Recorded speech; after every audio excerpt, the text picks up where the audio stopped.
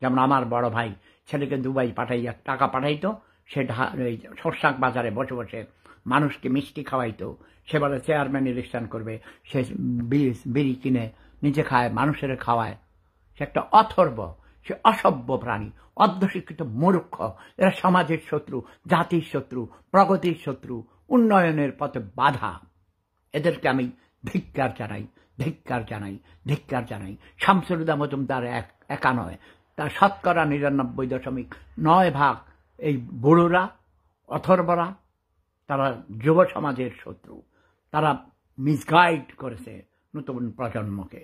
তারা নিজেরা স্বনির্ভর হতে পারেনি, শুধু ভাই বোনদের আমার টেলিফোন করে বলে টাকা দাও, টাকা পাঠাও, টাকা পাঠাও।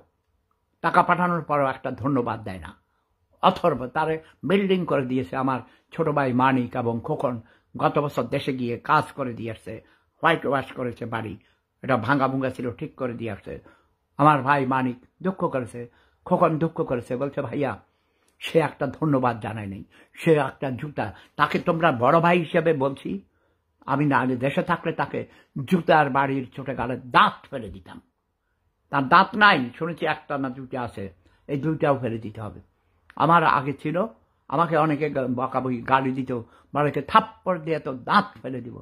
আমি হাসি, আমি বলি আমার তো দাঁত নাই, কেমনে ফালাইবা? কথা বোঝা নেই। কাজেই বড় ভাই ছোট ভাই কোনো কথা নেই।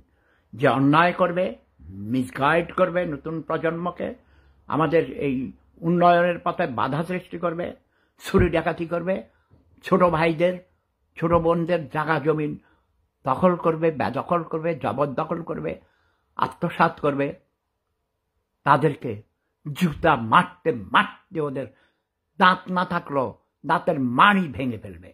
এটা আমার নির্দেশ, আমার পিঁপড়া বাহিনীর প্রতি, প্রেম ধর্মের অনুসারীদের প্রতি এটা আমার নির্দেশ এবং অনুরোধ।